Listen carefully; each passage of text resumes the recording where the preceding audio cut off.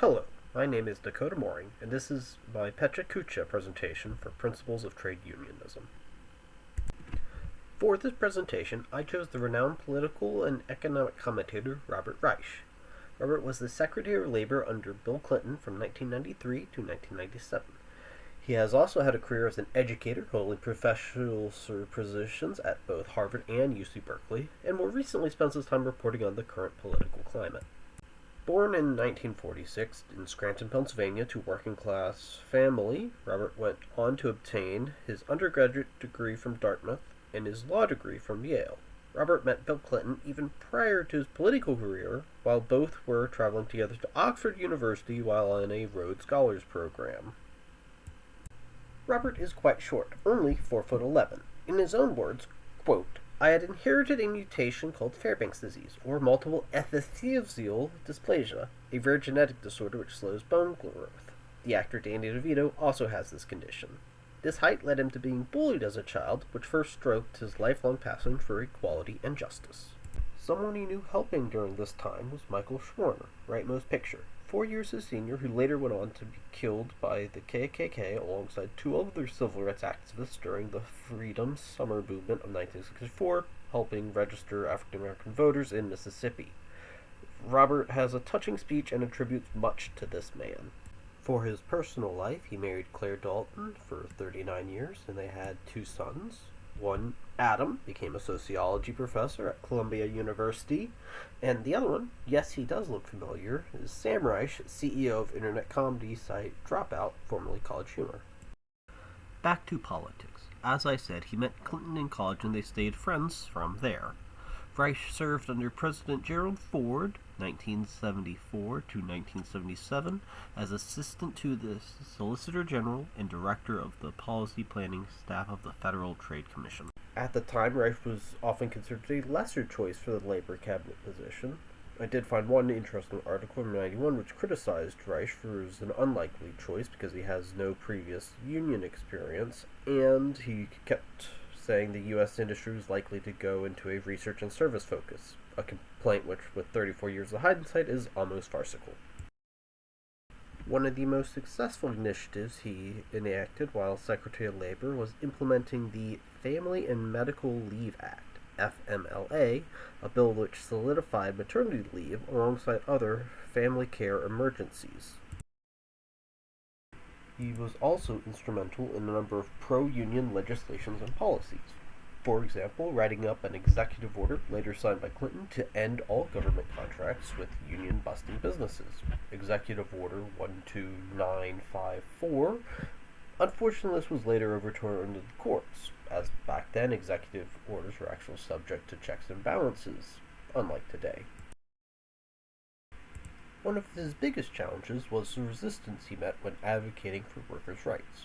Any regulation placed protections for workers, from restrictions on child labor, minimum wages, safety certifications, or requiring safety improvement, is deemed prohibitively expensive or detriment to the job market by corporations.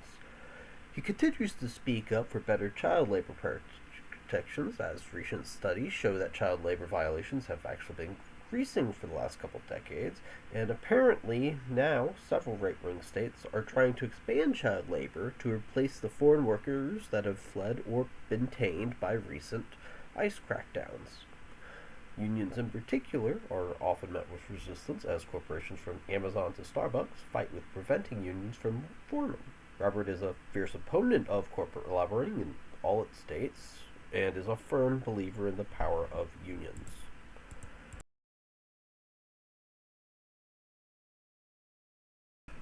Reich can be considered sort of a real Cassandra of economics, with writings all the way back of his early 90s warning about the decrease of the middle class, the real wages, which was productivity divergence, or politicians becoming more within the pockets of corporate campaign contributors rather than their actual constituents.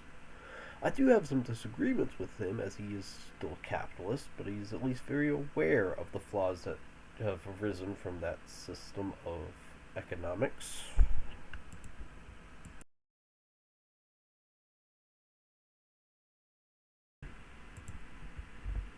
He ended his term as Secretary of Labor in 1996 and spent some time speaking at several universities, into Brandeis and Berkeley. And in 2002, he ended up running for governor of Massachusetts, making headlines as the first governor candidate in our country to openly be in favor of gay marriage. He was also later a member of President Barack Obama's Economic Transition Advisory Board during his presidency. Reich has had a far-reaching impact from his decades-long career, and he continues to be an active political commentator with over 1 million followers on YouTube. On YouTube, he shares video exploring current events and political analysis, as well as an informational lecture series on principles of economics. He is a frequent contributor to news publications, publishing a recently op-ed in The Guardian discussing the implications of Trump's tariffs policy. He's helped founded publications including the American Prospect magazine, which shares current political news, and Inequality Media, which aims to foster informed citizens. In 2008, Times Magazine named him one of the 10 most successful cabinet secretaries of this century, and I personally think he deserves credit as a liberal who's almost a real leftist. One of Robert's most important focuses is the protection of children against child labor and the prevention of sweatshops in America. His work on social justice and the working class is illustrated by successful increases in the minimum wage and institution of family leave, and by his firm support of the working class and unions helped contribute to slowing the decline of workers and real wage gaps over the last couple decades.